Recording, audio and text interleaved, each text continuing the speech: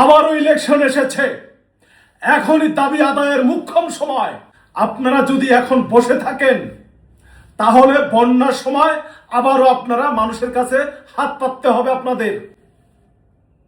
আপনারা অসহায় হয়ে যাবেন। যখন বন্যা হয় তখন ঢাকা থেকে 2 কেজি আটা, 3 কেজি আলু, চাল, ডাল, তেল নিয়ে মানুষ দেখতে যায় আমাদেরকে, আমাদের সাথে মস্কারা করতে যায়।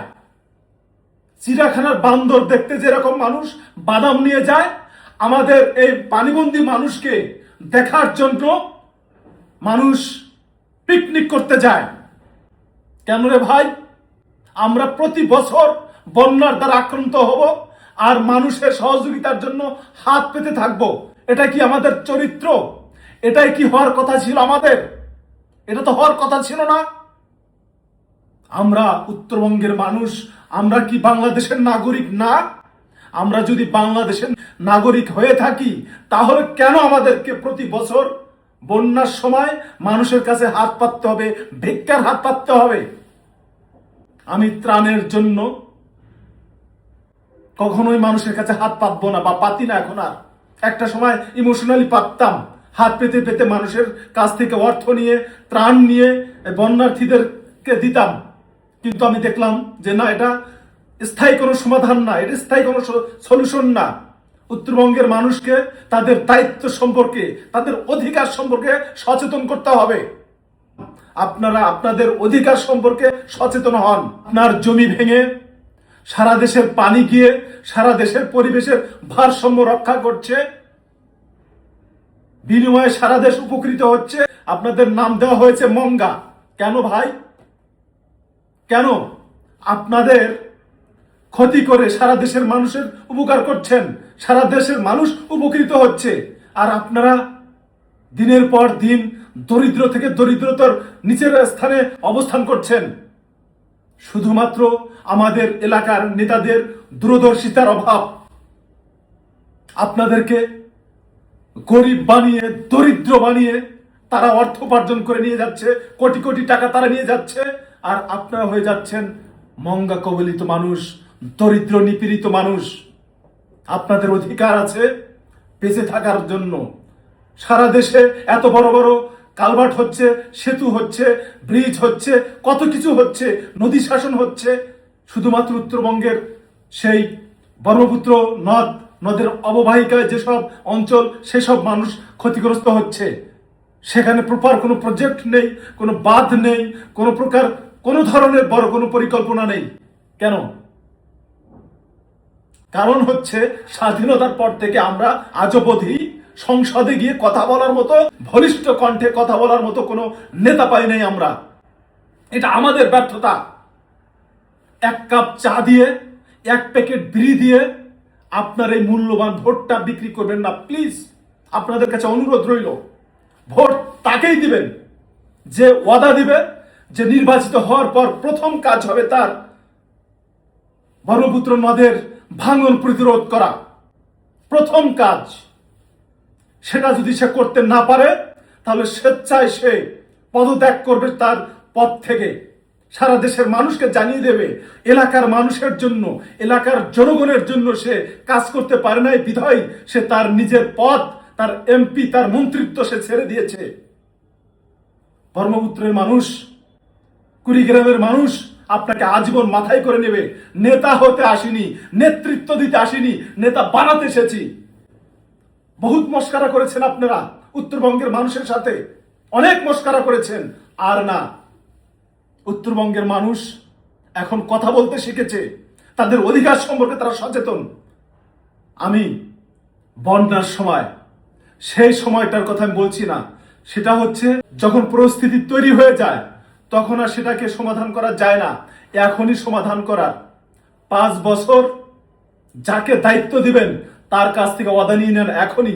আপনার একটা ভোট এখন মহামূল্যবান, সেই ভোটটা যেন আপনাকে দেখে শুনে দিতে পারেন, আপনি যোগ্য ব্যক্তিকে দিতে পারেন, যাকে দিয়ে আপনি কাজ করে নিতে পারবেন, যাকে আপনার স্যার ডাকতে হবে না, যে আপনার বন্ধু হবে, যে আপনার ভাই হবে। প্রিয় ভাই, প্রিয় বন্ধুরা, আমি নিজে একজন উত্তরবঙ্গের নদী ভাঙ্গন এলাকার মানুষ। আমার নিজের বাড়িও অন্তত 5 বার ভাঙতে হয়েছে। ওই ব্রহ্মপুত্রের ভয়াল থাবায় আমার সর্বস্ব কেড়ে নিয়েছে। কথা বলে আসছি সেই বহুকাল আগে থেকেই যে আমাদের একটাই সমস্যা, সেটা হচ্ছে নদী ভাঙন। উত্তরবঙ্গের মানুষ কিন্তু বাংলাদেশের অন্যান্য জেলার মানুষের চেয়ে বেশি পরিশ্রমী, তবু তারা দরিদ্র। দরিদ্র থাকার কারণটা আপনারা খুঁজে বের করেন না। সরকার থেকে ত্রাণ নিয়ে আপনি বড়লোক হতে পারবেন না, এটা সলিউশন না। আপনার হাতে কাজ দিতে হবে, আপনার জমি যেন ভেঙে না যায়, আপনার ফসল যেন তলিয়ে না যায়, দেন আপনি হচ্ছেন আপনার স্বাবলম্বী হতে পারবেন। দয়া করে উত্তরবঙ্গের মানুষ আপনারা এখন একত্রিত হন। আমার জমি ভেঙে সারা দেশের মানুষ উপকৃত হবে আর আমি থাকবো মঙ্গা, এটা হতে পারে না। হয় ভাঙন প্রতিরোধ করতে হবে, না যার জমি ভেঙে নদী যাচ্ছে আনুপাতিক হারে একটা জমিতে 1 বিঘা জমিতে যে পরিমাণ শস্য হয় সারা বছর সে পরিমাণ শস্যের ক্ষতিপূরণ দিতে হবে সরকারকে। দাবি একটাই, তাহলেই আমাদের ভাগ্যের পরিবর্তন হবে। যদি কোনো নেতা কথা দেওয়ার পরেও সে আমাদের সমস্যার সমাধান না করতে পারে এবং সে যদি তার নিজের পদ থেকে পদত্যাগ না করে, যদি সে ব্যর্থ হয়, তারপরেও যদি সে টিকে থাকে, জনগণের সাথে এসে এক কাতারে না দাঁড়ায়, তাহলে এই ব্রহ্মপুত্রের নদে তাকে চুবিয়ে মারা হবে।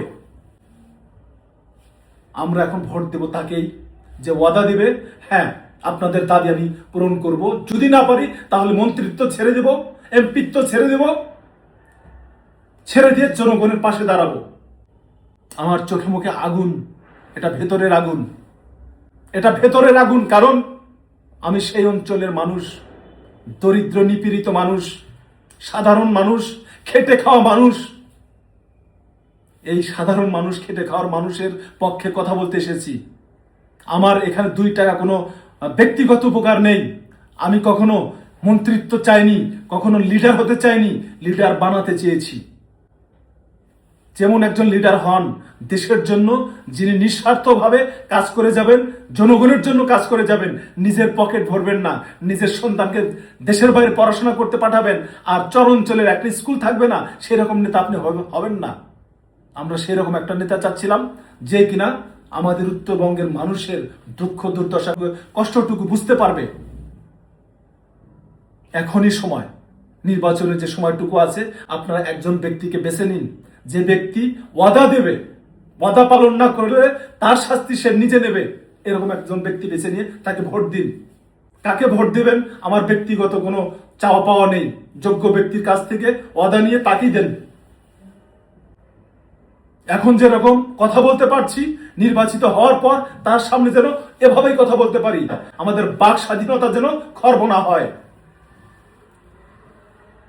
প্রিয় দর্শক, যদি আপনাদের ভালো লাগে আমার এই কথাগুলো, তাহলে অবশ্যই কমেন্টস করে জানাবেন এবং শেয়ার করে কুড়িগ্রামবাসীকে জানিয়ে দিন আপনাদের অধিকার সম্পর্কে, তাদের অধিকার সম্পর্কে জানান।